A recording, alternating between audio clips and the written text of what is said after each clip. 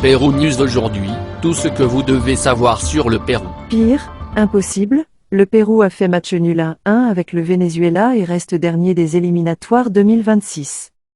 Le Pérou a reçu le magasin du Venezuela dans le cadre de la date 6 des éliminatoires 2026. Le bicolore touche le fond. Le rouge et le blanc à son pire. Ce mardi, le Venezuela a sauvé une précieuse égalité contre le Pérou au Stade national, en se consolidant à la 4e place des éliminatoires sud-américains pour la Coupe du Monde 2026.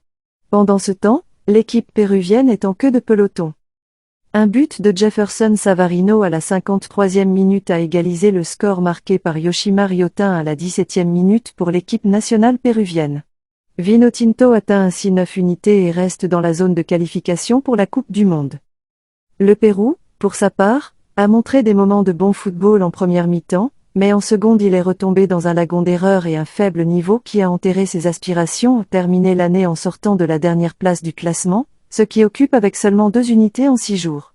Malgré le caractère désagréable du match nul, les bicolores ont montré leurs meilleures minutes de jeu lors des éliminatoires en cours dans la première moitié du match, qu'ils ont dominé avec solvabilité, même s'ils n'ont pu marquer qu'un seul but malgré plusieurs options claires. Avec une forte pression au milieu et un fort marquage, les locaux ont pris la première option de risque à la 6e minute, quand Alexander Calen a dirigé un coup franc de la tête mais son tir est légèrement hors cadre. 3 minutes plus tard, le bicolore a lancé une série de tirs consécutifs, le premier de Yotun, qui a été bloqué par le gardien Rafael Romo, un autre de Quispe qui s'est écrasé dans la jambe d'un défenseur et le dernier d'Aquino qui a été de nouveau touché par un Vénézuélien et s'est écarté de très peu de sa trajectoire. La domination de l'équipe locale a été récompensée à la 17e minute lorsque Yotun est apparu comme un éclair pour ouvrir le compte avec une tête puissante après avoir reçu un centre haut. À partir de ce moment, le match est redevenu très disputé au milieu, le Pérou gardant le contrôle du ballon et fermant les rangs dans les tentatives vénézuéliennes, qui passaient par les pieds de Soteldo et Darwin Machi. Dans les dernières minutes, le Venezuela a réussi à équilibrer les actions et à réaliser plusieurs lancers francs, bien que sans danger réel, mais avec un clair aperçu de la prédominance qu'il exercerait en seconde période. Le peloton semblait pencher dans la direction opposée dès le début de la seconde mi-temps, le Pérou semblant extrêmement nerveux, et le Venezuela disposé à chercher un meilleur résultat.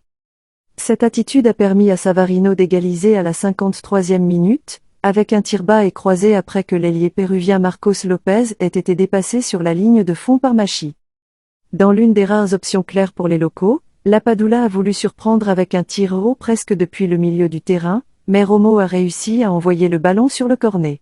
L'équipe nationale vénézuélienne a répondu avec une autre frappe en profondeur à 72, lorsque Machi a terminé en force, mais Galese a montré ses réflexes pour éviter le deuxième de Vinotinto, après quoi les actions se sont concentrées dans le secteur intermédiaire sans risque majeur pour les 2 buts jusqu'à la fin du match. Abonnez-vous et suivez-nous sur nos réseaux sociaux, Facebook, YouTube, Instagram et TikTok. Pérou News aujourd'hui, suivez-nous sur Facebook et Instagram.